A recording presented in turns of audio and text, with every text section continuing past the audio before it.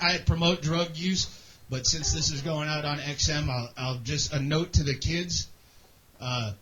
There's good drugs and there's bad drugs. And here's how you can learn the difference is experiment. And you'll be able to tell a good drug from a bad drug. The way you can tell is the conclusions that you come to while you're under the influence of the drug. If the drug is good, the conclusion that you come to, as odd as it might seem, if it's true, if a good drug, it will stay with you. Where a bad drug, like alcohol, even though it's the most common, is a bad drug because we do it because it's right fucking there, and we're lazy fucks. If that were an ecstasy bar, I would have ordered a large. I'd be drinking a tap water right now, and the show wouldn't be so hateful. But alcohol's a bad drug in that it brings you to conclusions that you think are fucking hilarious now, and then you regret the next day immediately upon waking up. Tonight you're all fucked up, and you go, you're fucking crazy, dude. You're an illegal alien. I'll marry you to get you in the country. I don't care if you're a fucking guy. Let's go to Massachusetts. I've never met no Germans before. Whatever. You'll regret it. You come up with bad ideas. Whereas a good drug, you can be blown out of your tit on some blotter acid, and you're all alone, no place to fuck up, sitting at home in your armchair, and you're staring at your dog, and he's staring back, and somehow that dog is intimating truths about your inner character that you've never, through mere eye contact, you have nonverbal communication, and it's weird and it's fucked up, but it's true. Weeks after that acid has left your system, you still will never look at that dog the same way again. You know me, all right? I'll put in a little door in the back for you tomorrow so you can come and go as you please. I'm sorry. There's a truth to it. The problem is you can't do good drugs to help a bad situation. Only bad drugs will help a bad situation. Good drugs will just fuck it up. You can drink beer, like you found your wife fucking another dude, or whatever. Yeah, you can drink beer and it'll take the edge off of it, but you can't do crystal meth is a bad drug, fucking horrible drug. But if you're stuffing envelopes and you're part time to make thousands weekly, it might help you make quota. And bomber pilots do the methamphetamine on bombing runs when they get to stay awake 26 hours to fucking kill people, and the speed helps them do that. Whereas a good drug, you couldn't do that on mushrooms. That would really fuck up the whole, that would be a bad trip. So, good drugs in good situations only.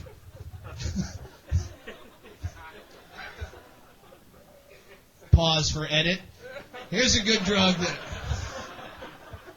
the best drug I've ever done is I wouldn't recommend because there's not a situation good enough to do it in, which is DMT, dimethyltryptamine. Have you done it? Oh, of course. Only my fucking Alaska friends would know this. Thanks. DMT is the same chemical that your brain floods with when you die. Your body produces it naturally, but they synthesize it, and it's the most powerful hallucinogen there is, but there's no... I did this stuff with Joe Rogan when we were doing that... Hang on, this is a bit of a story, and there's really no payoff, but it's true, so here's the story. We did this stuff when we were working on the Man Show. I did this show, and we were trying to write the... there's still cultures in this world that, like, so removed from society that in the Amazon there's tribes that still believe that, they've never even seen so much as running water. It's like the gods must be crazy type of shit. They still believe that the camera can steal your soul, which I always thought was ridiculous until I did the Man Show. Oh, now I get it. Yeah, you film me. I feel empty afterwards, and the money doesn't help. I get it.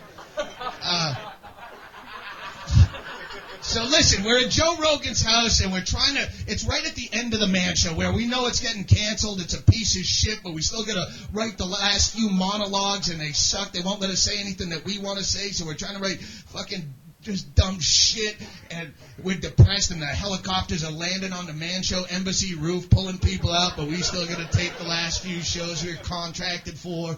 and we're depressed, and it sucks. This is fucking bad. And so he has this DMT, and he's been talking about it, and he had some, and so we go, hey, why not? Let's fire this up. And it's only about a 10-minute trip, and it comes in a powder, and you smoke it out of a one-hitter, and I fire it up, and I take a deep breath, and then I blow out the plume of smoke, and that smoke turns fucking green, and immediately I'm gone.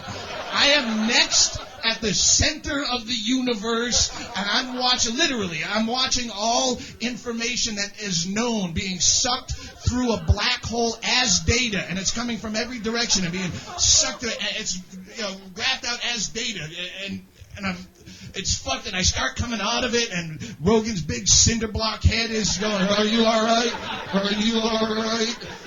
And I'm trying to answer him because it was like getting an adrenaline shot of pure knowledge, absolute, complete meaning of life knowledge, just, oh, fuck!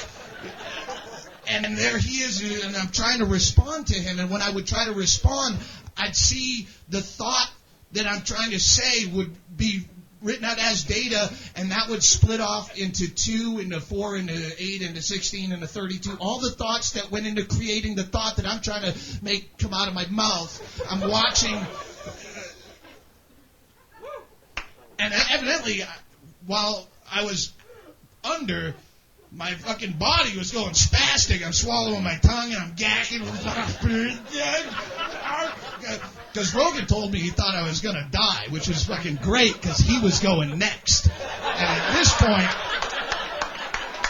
we're at Rogan's house, and Rogan has the big Scarface mansion up in the hills because he's got that NBC money. He's got this fucking huge estate, and I got Comedy Central money. I'm living in a one-bedroom apartment in fucking Venice Drive-By Beach, and I don't know that if he did die, I would be above doing some of that Weekend at Bernie shit for a while. That's the first thing that came into my head.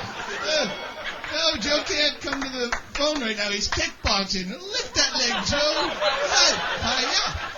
And but the thing is, it was the most intense. The only way I can describe the experience is imagine for a second if you were a rat. Just a regular rat, living a rat life with a rat brain and a rat's consciousness, and all of a sudden, you smoke some shit out of a one-hitter with Joe Rogan, and you were infused with the consciousness you have now in that chair, but to realize that you're a rat, with your brain going, oh, fuck, I'm just a rat. I eat garbage, I'm only here to spread disease, I'm fucking filthy, and you can't get rid of that knowledge. And go, oh, fuck. Now I know I'm a fucking lower species fucking... What are you going to do? You're going to go back to writing man show monologues. Like, oh, fuck. I've been given the fucking eating the apple of knowledge, and now I'm trying to figure out a cable-friendly euphemism for blowjobs. This drug... Long, pointless story. I just thought I'd share. Pause for edit. All right.